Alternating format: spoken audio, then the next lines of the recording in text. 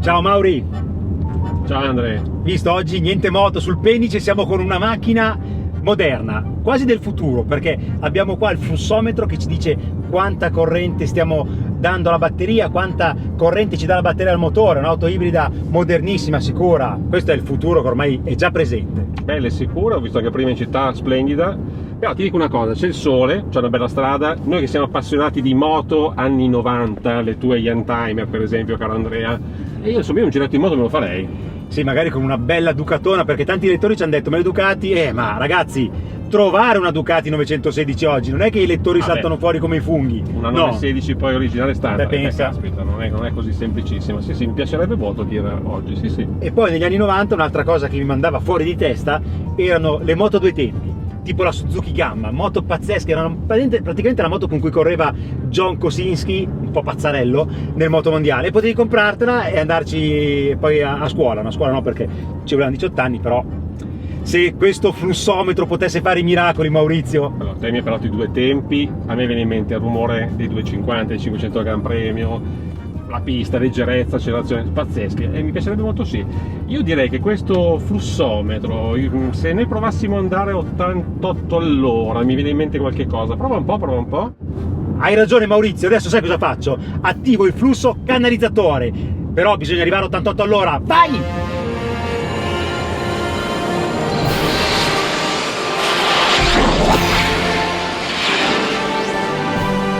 Flusso canalizzatore, siamo finiti negli anni 90, Gix! Ma come diamine hai fatto, Andrea? Hai visto? Ducati 916, è come sei vestito figo, Beh, questo è l'abbigliamento della prima presentazione Ducati 916. Grande! Miracoloso. Non chiedo quanti anni hai, se era 93, 94.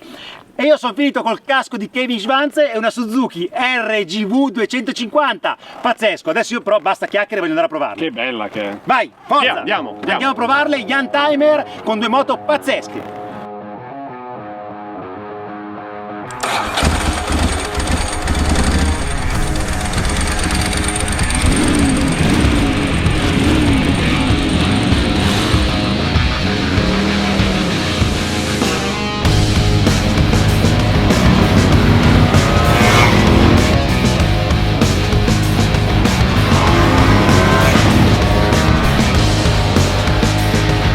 Ragazzi, che emozione! Grazie al flusso canalizzatore siamo finiti nel 1994 in sella alla Ducati 916, una delle moto superbike più belle di sempre. Ha vinto non so quanti mondiali con i piloti più forti della storia Ducati, Fogarty, Davis e tanti altri. È una moto fantastica, ve lo dico subito che è stupefacente, perché la vedi rigida da corsa settata, invece in sella ovviamente è una moto impegnativa, ma non è affatto scomoda, perché il manubrio è abbastanza largo, è molto basso e caricato, però per essere una moto sportiva è comunque ospitale anche per i piloti alti come me, sono 1,85 m e sto molto bene. Ovviamente è una moto superbike, il comfort è l'ultima cosa, però l'ergonomia è favolosa perché sembra di essere in sella, pensate un po', alla Cagiva Mito 125, perché è veramente stretta tra le gambe, piccolissima, e il motore adesso lo forzo, il bicilindrico AV lo forzo apposta giù di giri. Guardate, adesso la strada qua è sporchissima, sono a 2000 giri e guardate com'è regolare, riprende veramente bene, frizione idraulica molto morbida, cambio spaziato da corsa ma perfetto anche su strada.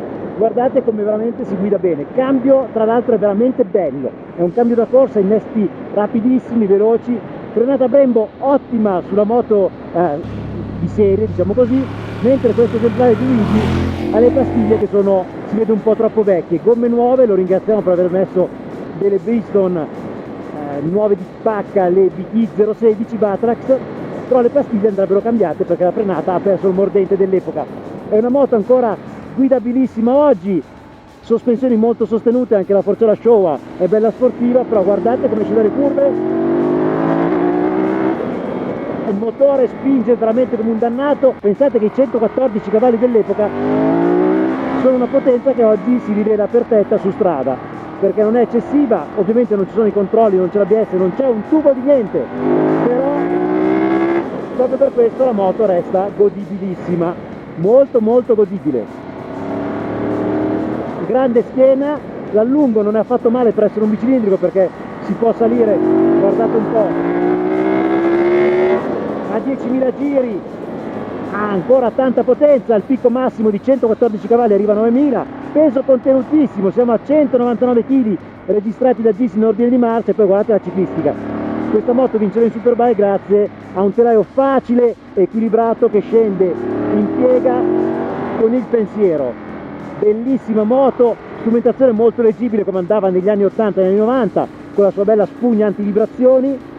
E guardate che percorrenza, adesso non forzo la traiettoria e la piega perché la moto non è mia, ma si guida veramente che è una favola. Danza tra le curve molto rigida, sullo sconnesso fa battere i denti, però il motore Desmo è fantastico, tanta schiena sotto. Ecco, la differenza con le moto dell'epoca è abissale a livello di erogazione, perché qua sotto si tocca il gas e la moto proietta fuori dalle curve, mentre le 4 cilindri giapponesi di quel periodo fuori dalle curve erano veramente incatenate all'asfalto, non si muovevano.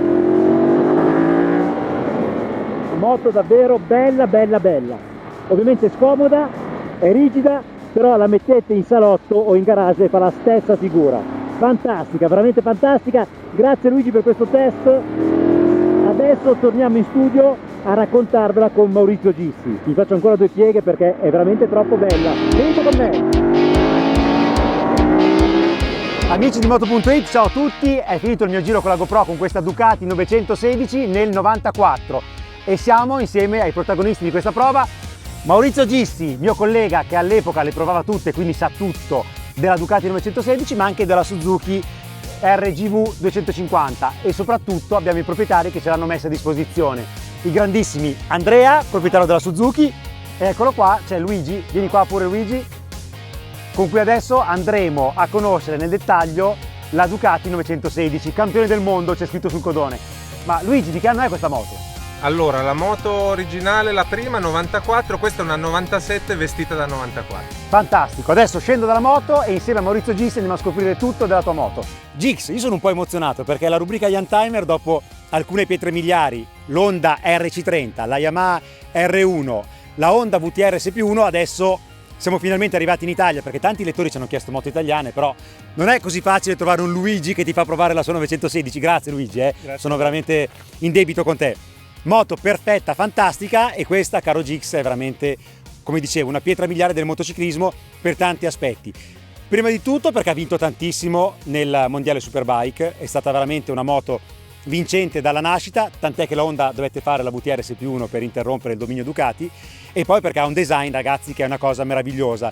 Io nel 2008 andai apposta a San Marino da Massimo Tamburini, che la disegnò questa moto, per conoscerlo, per parlare con lui e per sapere tutto sulla Ducati 916. E a proposito, trovate l'intervista lunghissima scritta come si faceva allora su Moto.it. Design pazzesco, di rottura, però neanche originalissimo, va detto, perché Tamburini è il primo a dire che questa moto si rifà per l'ispirazione anche ad altre moto, come la mitica Honda NR 750. Però sono passati 25 anni, 26 dal debutto della 916, Maurizio Gissi ha avuto la fortuna, l'onore e il privilegio di provarla allora, perché sei giornalista da un po' di anni, caro sì. Maurizio, con quella tuta fantastica, esattamente, vera, rispolverato d'epoca, tutta originale dell'epoca. Originale, all'epoca eri vice direttore di quella rivista, facciamola vedere, che non tutto c'è più, moto, non c'è più, però Gissi c'è e va fortissimo. Maurizio, raccontami del debutto di questa moto che emoziona oggi, chissà 26 anni fa cosa faceva voi giornalisti. Emozionò e stupì tutto il mondo, perché questa moto, quando venne presentata nel 93, nel 1994 venne nominata moto dell'anno dalla stampa internazionale, perché realmente era la moto più bella che c'era. Questo è il primo progetto integralmente fatto che si deve alla gestione Castiglioni di Ducati, che aveva comprato Ducati nell'85 e fece la 851, quindi primo motore raffreddato d'acqua di Ducati, fece poi la Monster e finalmente si arrivò alla 916. Tamburini, come dicevi tu, progettista, papà di questa moto, che iniziò a lavorarci nel 1990, quindi 4 anni, 30.000 ore di lavoro per sviluppare questa moto, fatta con una cura, con una meticolosità pazzesca, sia per i dettagli ma anche dal punto di vista costruttivo. Tante piccole cose per cui anche la qualità di Ducati fece un salto in avanti notevole da quel momento in poi. E poi, come mi raccontò proprio Tamburini 11 anni fa, Qui ci fu anche tanta mano di Claudio Castiglioni, ad esempio nella definizione del doppio faro anteriore fu proprio Claudio a pretendere un faro così rastremato. Se ci pensate, all'epoca i fari erano o tondi o quadrati, invece Castiglioni volle dai fornitori un faro così particolare che poi ha dettato epoca. Da lì sono arrivati i fari anche delle moto giapponesi molto più sottili. Poi il codone, fantastico, col doppio scarico sottosella che si rifà, l'ha detto Tamburini, possiamo ripeterlo, alla Honda NR. Forcellone fantastico con il primo cerchio della 916 a 3 razze, motore ovviamente era bicilindrico, però adesso vorrei sapere da Luigi, che hai un po' più di 40 anni, quindi sei 42, a 42, all'epoca credo fossi innamorato, un ragazzino innamorato della 916, sì. Da quanto ce l'hai e perché hai comprato la 916 che oggi ci hai fatto provare? Allora, io l'ho presa da pochissimo, quindi è un'emozione ancora viva poterla vedere, poterla guidare, e l'ho presa a luglio e è il sogno di una vita, perché è una moto ancora affascinante, senza tempo, perché mi fermano anche dei ventenni e mi dicono ma è appena uscita questa moto? Ed è Anzi, magari, mica tante moto appena uscite sono così belle, Ed è veramente fantastica, aprire il box e vederla ogni volta ti viene un tuffo al cuore e rimani a bocca aperta. Infatti una cosa che Luigi, io approvo totalmente questa tua cosa, non la metti in salotto, perché tante 916 oggi sono in salotto, tu invece la usi con attenzione, non ci vai in pista, non la maltratti, però la usi ogni tanto perché è bellissima ancora su strada. No, la motocicletta va guidata, bisogna andare in giro ed è proprio la magia della moto che ti porta e ti fa vivere delle emozioni su strada, ti fa vedere dei bellissimi posti e soprattutto se guidi una moto di questo tipo che ogni volta che abbassi lo sguardo e la vedi ti emoziona, quindi è bellissima. Eh sì, perché la 916 ha aperto il filone delle sportive anni 90, molto moderne, con l'impostazione di guida caricata sul davanti, avantreno precisissimo, tutta coppia, ovviamente era un motore bicilindrico da 114 cavalli a 9000 giri, con una coppia di 91 Nm, quindi una coppia molto sostenuta già ai regimi intermedi. 3 brevetti depositati su questa moto per le regolazioni della ciclistica, però adesso do la parola al profeta, come lo chiamate su Moto.it, dei numeri, il Gix. Beh, innanzitutto se tu consideri appunto 4 anni di sviluppo, e il motore c'era già però, perché questo è il motore dell'888 semplicemente allungato nella corsa di 2 mm per arrivare alla cilindrata 916. La potenza aumenta di 4 cavalli, ma il peso scende di 15 kg, Andrea, quindi pensa al grande lavoro che è stato fatto da un punto di vista proprio della progettazione, con tante parti costruite. E i brevetti che qui citavi tu prima sono il cannotto di sterzo a inclinazione regolabile con 2 boccole, è un sistema molto intelligente, molto pratico, da 25 a 24 gradi, quindi questo riduceva anche la misura dell'avancorsa chiaramente. L'ammortizzatore di sterzo messo in questa posizione col doppio attacco.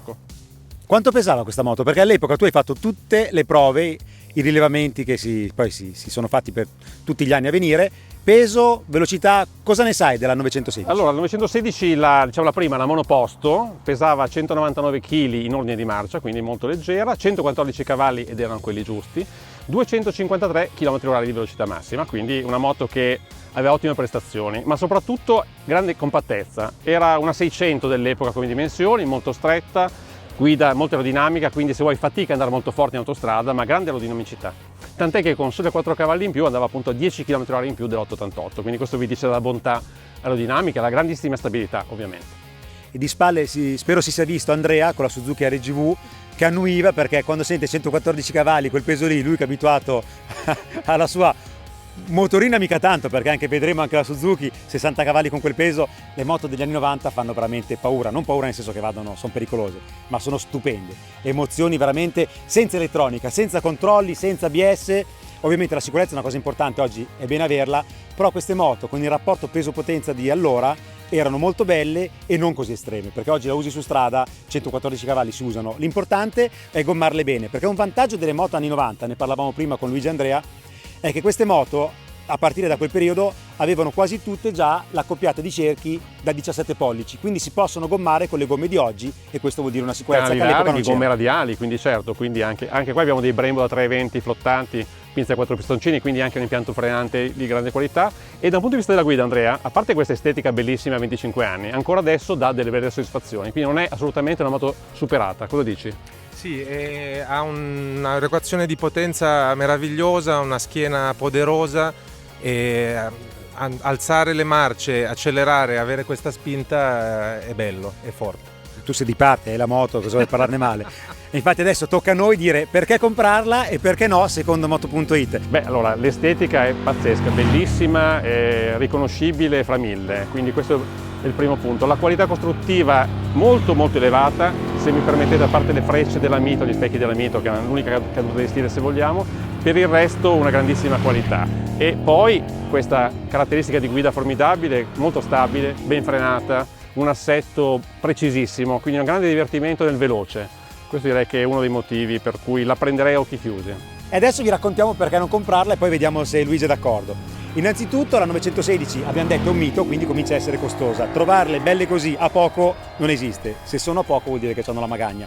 Secondo, la manutenzione, se ben fatta, è costosa, onerosa, va fatta ai tagliandi e agli intervalli previsti da Ducati perché la meccanica è molto complessa. Terzo, c'è anche il terzo, è l'utilizzo, occhio a beccarla così perfetta ma che magari si è sparata 20 anni di CIV o di Superbike in pista perché erano moto che correvano anche.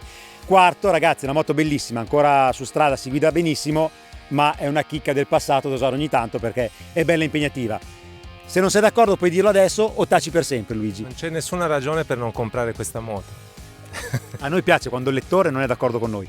Gix, ti vedo bello contento, non è che facciamo un altro giretto con le moto, cosa ne dici? Io ne avrei proprio voglia, prendere la moto e mi andrei a fare un giro, no? Però Luigi ha già allargato le braccia, però io vedo Andrea è quello buono dei due. Andrea, dai che mo un altro giretto. No, torniamo nel futuro. Vabbè, come tornare nel futuro, siamo nel 93. Scusa Luigi, come faccio a tornare nel futuro? Siamo qua con le vostre moto, facciamo un giro. Te lo spiego io, è semplicissimo, riattiva il flusso canalizzatore. E come si fa? Oh, finalmente sono tornati nel futuro, ci riprendiamo le nostre moto? Certo. Va bene, allora torniamo indietro nel tempo e andiamo via. Intanto grazie per aver visto il video, commentate qua sotto e ci vediamo alla prossima prova Young Timer. Ciao!